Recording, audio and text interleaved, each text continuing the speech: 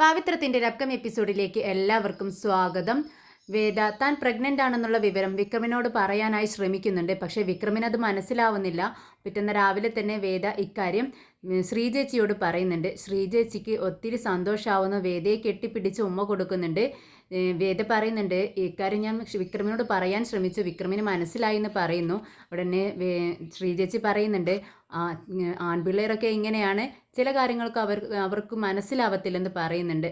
പിന്നീട് കമലാമ്മയോട് ഈ വിവരം പറയുമ്പോൾ കമലാമ്മയ്ക്ക് അതിലേറെ സന്തോഷമാവുന്നു. അത്രയും നാളുണ്ടായിരുന്ന വേദയോടുണ്ടായിരുന്ന ദേഷ്യമെല്ലാം മാറി വേദയെ പിടിച്ചൊരു ചെയറിലിരുത്തി വേദയ്ക്ക് മധുരം കൊടുക്കുന്നുണ്ട്. വീട്ടിലുള്ളവർക്ക് എല്ലാവർക്കും സന്തോഷത്തോടെ മധുരം വിതരണം ചെയ്യുന്നുണ്ട്.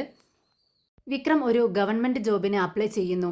ഇത് കേട്ട് വേദ പറയുന്നുണ്ട്, താൻ ഈ ജോബ് തനിക്ക് കിട്ടിയാൽ, അതായത് ഈ എക്സാമിൽ താൻ വിജയിച്ചാൽ നിനക്ക് ഞാൻ ഒരു വലിയ സർപ്രൈസ് തന്നെ കരുതി വെച്ചിട്ടുണ്ടെന്ന് പറയുന്നു.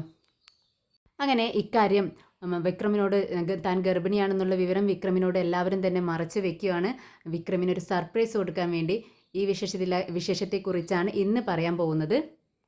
അങ്ങനെ രാവിലെ തന്നെ വേദ കിച്ചണിലേക്ക് വരികയാണ്. ശ്രീചേച്ചി നല്ല ജോലി തിരക്കിലാണ്.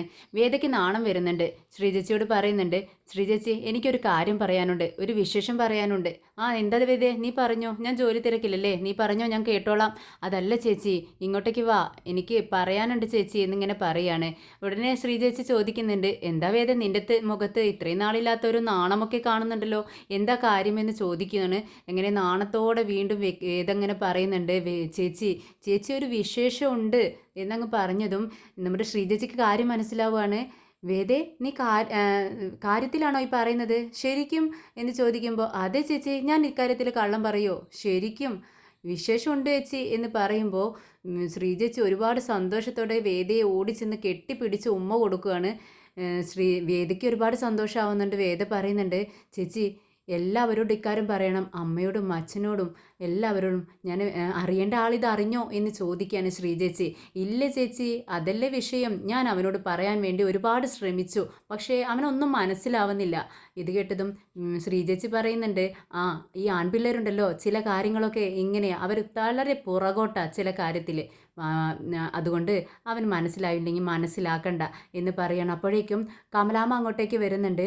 ശ്രീചേച്ചി പെട്ടെന്ന് തന്നെ കമലാമ്മയുടെ അടുത്ത് ചെന്ന് ചെവിയിൽ പറയുകയാണ്, വേദ പ്രഗ്നൻ്റ് ആണ് എന്നുള്ള വിവരം. ഇതങ്ങ് കേട്ടതും തൻ്റെ മകനൊരു കുഞ്ഞ് പിറക്കാൻ പോകുന്നു എന്ന് കേട്ടതും വേദയോടുള്ള ദേഷ്യമൊക്കെ പമ്പ കടക്കുക കേട്ടോ. പെട്ടെന്ന് വേദയുടെ അടുത്ത് ചെന്നിട്ട്, മോളെ നീ ഡോക്ടറെ കണ്ടോ, ശരിയാണോ ഈ പറയുന്നതെന്ന് ചോദിക്കുകയാണ്. അമ്മേ, ഞാൻ ടെസ്റ്റ് ചെയ്ത് നോക്കി, ഇനി ഡോക്ടറെ കാണണം എന്ന് പറയുന്നുണ്ട്. നിനക്ക് ക്ഷീണം വല്ലതും ഉണ്ടോ എന്ന് ചോദിക്കുമ്പോൾ കുഴപ്പമൊന്നുമില്ല എന്ന് പറയുകയാണ്. വേഗം തന്നെ കമലാമ്മ വേദയെ പിടിച്ചുകൊണ്ട് ഒരു ചെയറിലിരുത്തുവാണ്. എന്ത് ചെയ്യണമെന്ന് അറിയുന്നില്ല. അപ്പോഴേക്കും മാഷ് അങ്ങോട്ട് വരുന്നുണ്ട്. മാഷിനോടും വിവരം പറയുന്നു, വിശ്വത്തിനോടും വിവരം പറയുന്നുണ്ട്. അങ്ങനെ അവർക്കൊക്കെ സന്തോഷമാവാണ്. വിശ്വം ഓൾ ദ ബെസ്റ്റ് വേദയെന്ന് പറയുന്നുണ്ട്. താങ്ക് യു ചേട്ടാ എന്ന് പറയുകയാണ്. അങ്ങനെ കമലാമ്മ കിച്ചണിലേക്ക് ഓടി ചെല്ലുകയാണ്. വേദയ്ക്ക് എന്ത് മധുരം കൊടുക്കുമെന്ന് തിരയുന്നുണ്ട്. പെട്ടെന്നാണ് ഒരു ഡപ്പയിൽ കൽക്കണ്ടം ഇരിക്കുന്നത് കണ്ടത്.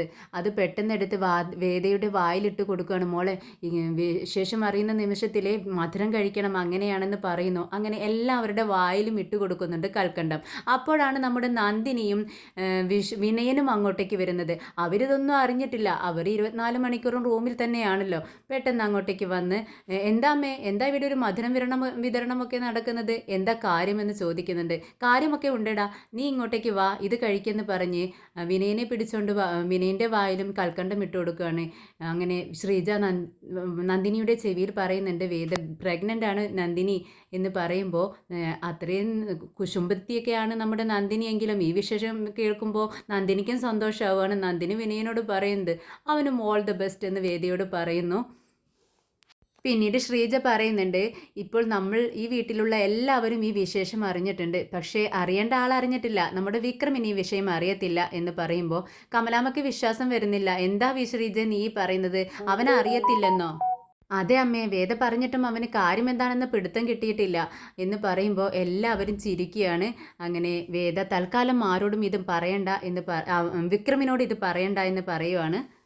അങ്ങനെ വിക്രമിനൊരു സർപ്രൈസ് കൊടുക്കാൻ വേണ്ടി എല്ലാവരും ഇത് മറച്ചു വെക്കുന്നു. പിന്നീട് ശ്രീജ ജോലി ചെയ്തുകൊണ്ടിരിക്കുകയാണ്, തയ്യൽ പണികളെല്ലാം ചെയ്തുകൊണ്ടിരിക്കുകയാണ്. അപ്പോഴാണ് വേദ ശ്രീജയെ സഹായിക്കുകയാണ്. കമിഴ്ന്ന് കിടന്നുകൊണ്ട് എന്തോ എഴുതുന്നുണ്ട്. ഇത് കമലാമ്മ കാണുന്നുണ്ട്. കമലാമ്മയ്ക്ക് ദേഷ്യം വരികയാണ്. ശ്രീജെ, നീ എന്ത് പണിയാണ് ഈ കാണിക്കുന്നത്? ഇപ്പോൾ ഈ സമയത്തൊന്നും ഇത്രയും റിസ്ക് എടുക്കാൻ പാടില്ലെന്ന് നിനക്ക് അറിയാവുന്നതല്ലേ? ഇപ്പോൾ നല്ലോണം ശ്രദ്ധിക്കേണ്ട സമയമല്ലേ? എന്തിനാ വേദ ഇങ്ങനെ ചെയ്യുന്നതെന്ന് ചോദിക്കുകയാണ്. അപ്പോൾ ശ്രീജ പറയുന്നുണ്ട്, അമ്മേ ഞാൻ അവളോട് പറഞ്ഞതാണ് അങ്ങനെയൊന്നും ചെയ്യണ്ട, നീ ഒരു ഭാഗത്ത് കുറച്ച് റെസ്റ്റ് എടുക്കുക എന്ന് ഞാൻ പറഞ്ഞതാണ്. അവൾ കേൾക്കണ്ടേ എന്ന് ചോദിക്കുകയാണ്. അങ്ങനെ വേദയും പറയുന്നുണ്ട്, അമ്മേ കുഴപ്പമില്ല, എനിക്ക് കുഴപ്പമൊന്നുമില്ല എന്ന് പറയുമ്പോൾ കമലാമ്മ പറയുന്നുണ്ട്, ഈ സ്റ്റേജൊക്കെ കടന്നു തന്നെയാണ് ഞങ്ങളും വന്നിരിക്കുന്നത്, നീ ഞാൻ പറയുന്നത് അനുസരിക്ക് എന്ന് പറയുന്നുണ്ട്. പിന്നീട് വേദയ്ക്ക് വൊമിറ്റിങ് വരികയാണ്. എന്ത് സ്മെല്ലും കേൾക്കാൻ പറ്റുന്നില്ല, ഒന്നും കഴിക്കാനും പറ്റുന്നില്ല. അങ്ങനെ വൊമിറ്റിങ് വരുന്ന സമയത്ത് ഓടുകയാണ് വേദ. അപ്പോൾ ശ്രീജ പിറകെ ചെല്ലുന്നുണ്ട്. എല്ലാവരും പരസ്പരം നോക്കി ചിരിക്കുന്നുണ്ട്. വൈകുന്നേരം ആയതും രാത്രിയായതും വിക്രം വരുന്നുണ്ട്. പെട്ടെന്ന് തൻ്റെ കയ്യിലുള്ള ക്യാഷ് എല്ലാം അന്നുള്ള കളക്ഷനൊക്കെ വേദയെ ഏൽപ്പിക്കാറാണ് വിക്രമിൻ്റെ പതിവ് പോലെ വിക്രം വേദയുടെ കയ്യിൽ ക്യാഷ് കൊടുക്കുമ്പോൾ അച്ഛൻ പറയുന്നുണ്ട്, വിക്രം ഇനി മുതൽ കുറച്ച് നാളത്തേക്ക് നിൻ്റെ ക്യാഷിൻ്റെ കണക്കെല്ലാം ഞാൻ നോക്കിക്കൊള്ളാം, നിൻ്റെ കയ്യിൽ തന്നാൽ മതി എന്ന് പറയുകയാണ്. അപ്പോൾ വിക്രം വേദയുടെ മുഖത്തേക്കൊന്ന് നോക്കുന്നുണ്ട്. ഇത്രയും നാളില്ലാത്തൊരു പതിവ്, എന്താ പുതിയത്, പെട്ടെന്ന് എന്ത് പറ്റി എന്നുള്ള അർത്ഥത്തിലാണ് നോക്കുന്നത്. അച്ഛൻ പറഞ്ഞില്ലേ നീ അച്ഛൻ്റെ കയ്യിൽ കൊടുക്കുമെന്ന് വേദ പറയുന്നുണ്ട്. അങ്ങനെ ക്യാഷും കണക്കും എല്ലാം കൊണ്ടുപോയി നമ്മുടെ മാഷിൻ്റെ കയ്യിൽ കൊടുക്കുവാണ്. എന്നിട്ട് അവൻ കുളിക്കാൻ പോകുന്നുണ്ട് വിക്രം. അപ്പോഴേക്കും കമല അമ്മ വേദയോട് പറയുന്നുണ്ട്, ഞാൻ ചൂടോടെ ദോശ ചുടുന്നുണ്ട്, നീ ഇത് വന്ന് കഴിക്കുമെന്ന് പറയുന്നു. അപ്പോൾ വേദ പറയുന്നുണ്ട്, അമ്മ എനിക്ക് വേണ്ട, എനിക്ക് വിശപ്പും തോന്നുന്നില്ല, എനിക്ക് ഭക്ഷണത്തോട് വെറുപ്പ് വേണ്ട എന്ന് തോന്നുവാണ്, വൊമിറ്റിങ് വരുവാണെന്ന് പറയുന്നു. അപ്പോൾ കമലാമ്മ പറയുന്നുണ്ട്, വേദേ ഒന്നും കഴിക്കാതിരിക്കാൻ പറ്റത്തില്ല, ഈ സമയത്ത് വൊമിറ്റിംഗ് ഒക്കെ ഉണ്ടാവും, എങ്കിലും ഭക്ഷണം കഴിക്കണം, നിന്നെ ഇപ്പോൾ പരിചരിക്കാനും നോക്കാനും ഇപ്പോൾ ഒരുപാട് ആളുകളുണ്ട്, പക്ഷേ എൻ്റെ കാലത്തൊക്കെ ഉണ്ടല്ലോ എന്നെ നോക്കാൻ ആരും എന്നെ ശ്രദ്ധിക്കാനൊന്നും ആരും ഉണ്ടായിരുന്നില്ല, ഞാൻ മാത്രമേ ഉണ്ടായിരുന്നുള്ളൂ, നീ വന്ന് കഴിക്കുമെന്ന് പറയുന്നു. ഒരുപാട് നിർബന്ധിക്കുന്നുണ്ട്, പക്ഷെ വേദ വേണ്ട വേണ്ട എന്ന് പറയുകയാണ്. ഇത് കേട്ടിട്ട് മാഷ് പറയുന്നുണ്ട്, കമലം നീ എന്തിനാ അവളെ നിർബന്ധിക്കുന്നത്, അവൾക്ക് വേണമെന്നുണ്ടെങ്കിൽ അവൾ വന്ന് കഴിച്ചുകൊള്ളും എന്ന് പറയുകയാണ്. അപ്പോൾ കമലാമ്മ പറയുന്നുണ്ട്, ശരി, നിനക്ക് വിശക്കുമ്പോൾ പറ, ഞാൻ നിനക്ക് ചൂടോടെ ചുട്ടുതരാം ദോശ എന്ന് പറയുന്നു. ശരി അമ്മയെന്ന് പറയുമ്പോഴേക്കും വിക്രം അങ്ങോട്ടേക്ക് വരുന്നുണ്ട്. എനിക്ക് വിശക്കുന്നു വേദേ, ഭക്ഷണം എടുത്തതാ എന്ന് പറഞ്ഞുകൊണ്ടാണ് വന്നിരിക്കുന്നത്. അപ്പോൾ വേഗം തന്നെ ഭക്ഷണം എടുത്തു കൊടുക്കാൻ വേണ്ടി പോകുമ്പോൾ കമലാമ്മയ്ക്ക് ദേഷ്യം വരുന്നുണ്ട്. കമലാമ്മ ശ്രീജയോട് ചോദിക്കുന്നുണ്ട്, ശ്രീജയെ നിനക്കെന്താ ഇതൊന്നും അറിയത്തില്ലേ, നീ എന്തെടുക്കുക അവിടെ, വന്ന് വിക്രമിന് ഭക്ഷണം കൊടുക്കുക എന്ന് പറയുന്നു. അങ്ങനെ ശ്രീജ വേഗം തന്നെ അങ്ങോട്ടേക്ക് ചെല്ലുകയാണ്. വേഗം ഭക്ഷണം എടുത്ത് വിക്രമിന് കൊടുക്കുന്നുണ്ട്. അപ്പോഴേക്കും ഈ കറിയൊന്നും എടുത്ത് ഇങ്ങോട്ടേക്ക് ഒഴിക്കുക എന്ന് പറയുമ്പോഴേക്കും വേഗം തന്നെ സാമ്പാർ എടുത്ത് ഒഴിച്ചു കൊടുക്കുകയാണ്. പക്ഷെ അതിൻ്റെ സ്മെല്ല് അങ്ങ് വന്നപ്പോഴേക്കും വേദയ്ക്ക് വൊമിറ്റിങ് വരുവാണ്. വേദ പുറത്തേക്ക് ഓടുന്നുണ്ട്, ശ്രീജ പിറകെ ഓടുന്നുണ്ട്. അപ്പോൾ അപ്പോഴേക്കും ടെൻഷനായി വിക്രം പെട്ടെന്ന് അങ്ങ് എഴുന്നേൽക്കുക. എന്നിട്ട് പറയുന്നുണ്ട്, കണ്ടോ അവൾ വേണ്ടാത്തത് വല്ലതും കഴിച്ചിട്ടുണ്ടാവും, അവൾക്ക് എന്ത് ഇതായാലും പ്രശ്നങ്ങളാണ്, അവൾക്ക് ചിലപ്പോൾ ഫുഡ് പോയ്സൺ വന്നിട്ടുണ്ടാവും, അവൾക്ക് അറിയത്തില്ല, അവൾ കുറച്ച് ഭക്ഷണം കഴിക്കാതിരുന്ന ആൾ അവൾക്ക് പെട്ടെന്ന് ക്ഷീണം വരുന്ന ആളാണ്, അവൾക്കൊന്നും തന്നെ പറ്റത്തില്ല എന്നൊക്കെ പറഞ്ഞുകൊണ്ടിരിക്കുകയാണ്.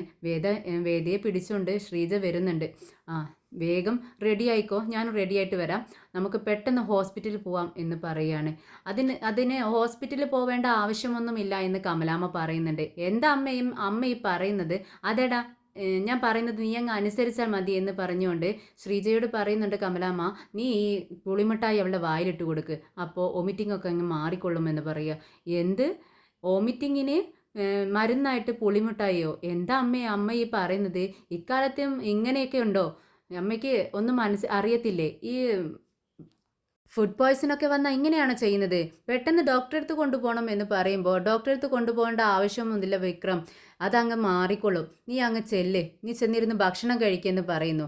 വിക്രം എന്തു പറഞ്ഞിട്ടും ഹോസ്പിറ്റലിൽ പോകാൻ വേദ സമ്മതിക്കുന്നില്ലല്ലോ, എന്താണെന്ന് വിക്രമിന് അറിയാത്തത് കൊണ്ടാണ്.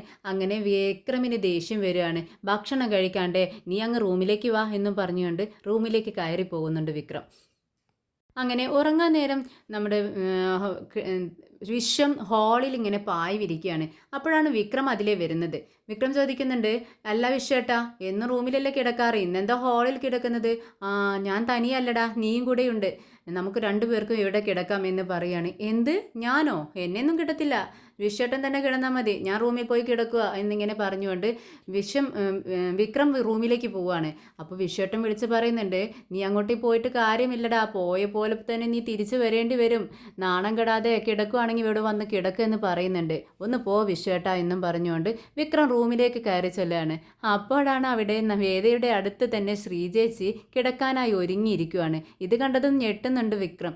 അല്ല ശ്രീജേച്ചിക്ക് ഉറക്കം വരുന്നില്ലേ എന്ന് ചോദിക്കുകയാണ്. ആ, ഉറക്കം വരുന്നുണ്ടല്ലോ, ഞാൻ ഉറങ്ങാൻ പോവാണ്. അല്ല, മോള് തനിച്ചവിടെ കിടക്കുവോ? മോൾക്ക് ചേച്ചിയെ കാണാതെ ആകെ വിഷമാവില്ലേ എന്ന് ചോദിക്കുകയാണ്. അതിന് മോളെയൊക്കെ ഞാൻ അരമണിക്കൂറായി ഉറക്കിയിട്ട്, നീ ചെന്ന് കിടന്നുറങ്ങാൻ നോക്ക്, നിൻ്റെ ചേട്ടൻ ഹാളിൽ കിടക്കുന്നുണ്ടല്ലോ, ചേട്ടൻ നിനക്ക് പായ വിരിച്ച് കാണും, നീ അവിടെ പോയി കിടക്കുമെന്ന് പറയുന്നു. എന്താ ചേച്ചി പറയുന്നത്? ആ അതേടാ വിക്രം, ഇവൾക്ക് വയ്യല്ലോ, ഇവൾക്ക് സുഖമില്ലാതിരിക്കുകയല്ലേ, അപ്പോൾ അവളെ കെയർ ചെയ്യാമെന്ന് വിചാരിച്ചാൽ ഞാനിവിടെ കിടക്കുന്നതെന്ന് പറയുന്നു.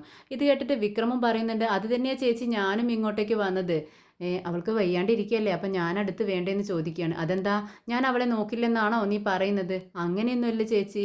അപ്പോൾ എന്നാൽ ഞാനൊരു ഗുഡ് നൈറ്റ് അവൾക്ക് പറഞ്ഞോട്ടെ എന്ന് പറയുകയാണ്. അപ്പോൾ ശ്രീജേച്ചി പറയുന്നുണ്ട്, നീ ഉറങ്ങാൻ നേരം വന്നിരുന്നു, ഗുഡ് നൈറ്റ് പറഞ്ഞിരുന്നു എന്നൊക്കെ ഞാൻ വേദ രാവിലെ എഴുന്നേൽക്കുമ്പോൾ പറഞ്ഞോളാം, നീ മോനെ ചെന്ന് കിടന്ന് ഉറങ്ങാൻ നോക്കെന്ന് പറയുകയാണ്. എന്നാൽ ഇതെല്ലാം കേട്ട് വേദ തിരിഞ്ഞു കിടക്കുകയാണ്, തിരിഞ്ഞു കിടന്ന് ചിരിക്കുകയാണ് വേദ. വിക്രമിനാണെങ്കിൽ വേദയെ പിരിഞ്ഞിരിക്കാനും പറ്റുന്നില്ല. ഒരു ദിവസം പോലും വേദയില്ലെങ്കിൽ പറ്റില്ലെന്നുള്ള അവസ്ഥയാണ് വിക്രമിന്. അങ്ങനെ വിക്രം കുറച്ചു നേരം അവിടേക്ക് ഇങ്ങനെ ചുറ്റിപ്പറ്റി നിന്ന് ഒരു തരത്തിലും അവിടെ കിടക്കാൻ പറ്റില്ലെന്ന് ബോധ്യമായപ്പോൾ താഴേക്ക് ഇറങ്ങി പോവാണ്. പെട്ടെന്ന് വേദ ഇങ്ങ് എഴുന്നേറ്റിരിക്കുന്നുണ്ട്. അവൾക്കാകെ വിഷമമാവുകയാണ്. ശ്രീജേച്ചി എഴുന്നേറ്റ് ചോദിക്കുന്നുണ്ട്, എന്ത് പറ്റി വേദ, നിനക്ക് ഉറക്കം വരുന്നില്ലേ എന്ന് ചോദിക്കുക. അത് കേട്ടിട്ട് വേദ പറയുന്നുണ്ട്, ഇല്ല ചേച്ചി, വിക്രമുണ്ടല്ലോ എപ്പോഴും എൻ്റെ സാരിത്തുമ്പ് പിടിച്ച് കൊണ്ടാണ് കിടന്നുറങ്ങാറ്, അവനിപ്പോൾ ആകെ വിഷമത്തിലായിരിക്കല്ലേ, അവൻ്റെ വിഷമം കണ്ടിട്ട് എനിക്ക് എന്തോ പോലെ എന്ന് പറയുക. ഇത് കേട്ടിട്ട് ശ്രീജേച്ചി പറയുന്നുണ്ട്, നീ ഇപ്പോൾ തനിച്ചല്ല വേദേ, നിൻ്റെ വയറ്റിലൊരു കുഞ്ഞുകൂടിയുണ്ട്, അതുകൊണ്ട് നീ ആ കുഞ്ഞിൻ്റെ കാര്യത്തിലാണ് ശ്രദ്ധിക്കേണ്ടത്, അവൻ ഇത്രയായില്ലേ, അവൻ്റെ കാര്യം നോക്കിക്കൊള്ളും, നീ ടെൻഷൻ അടിക്കേണ്ട എന്ന് പറയുന്നു.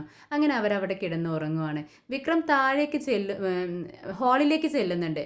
അപ്പോഴാണ് വിശ്വേട്ടൻ്റെ കമൻറ്റ്, ഓ നീ വന്നോ, നീയല്ലേ പറഞ്ഞ് ഇവിടെ നിന്ന് കിടക്കാൻ പറ്റത്തില്ലെന്ന്, എൻ്റെ പൊന്നു മോനെ, നീ അകത്തേക്ക് പോകുമ്പോൾ തന്നെ ഞാൻ പറഞ്ഞില്ലേ പോവേണ്ട, ഇങ്ങോട്ട് വാ, അത് നീ പറഞ്ഞതനുസരിച്ചില്ലല്ലോ, എന്തായാലും പോയ പോലെ തിരിച്ചു വന്നല്ലോ എന്ന് പറയുമ്പോൾ വിക്രം പറയുന്നുണ്ട്, വിശ്വേട്ടാ ശവത്തിൽ കുത്തല്ലേ, ഒന്നും മിണ്ടാതിരിക്കോ പ്ലീസ്, ഞാൻ വല്ലാത്തൊരവസ്ഥയിലാണ്, ഞാൻ ഇവിടെ ഒരു മൂലയിൽ അങ്ങനെ ചുരുണ്ടു കൂടിക്കോളാം എന്ന് പറഞ്ഞുകൊണ്ട് അവിടെ കിടക്കുവാണ്.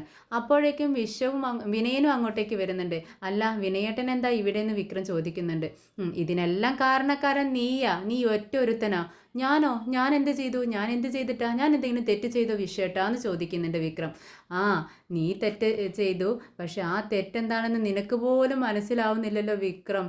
എന്തായാലും ഈ വീട്ടിലെ ബുദ്ധിശാലി, ഏറ്റവും വലിയ ബുദ്ധിശാലിയും അറിവുള്ളവനും നീയാണെന്നാണ് ഞാൻ വിചാരിച്ചിരുന്നത്, പക്ഷേ നീ ഒരു വലിയ പൊട്ടനാണെന്ന് എനിക്ക് ഇപ്പോഴാണ് തിരിച്ചറിയാൻ കഴിഞ്ഞതെന്ന് വിനയൻ പറയുന്നുണ്ട്.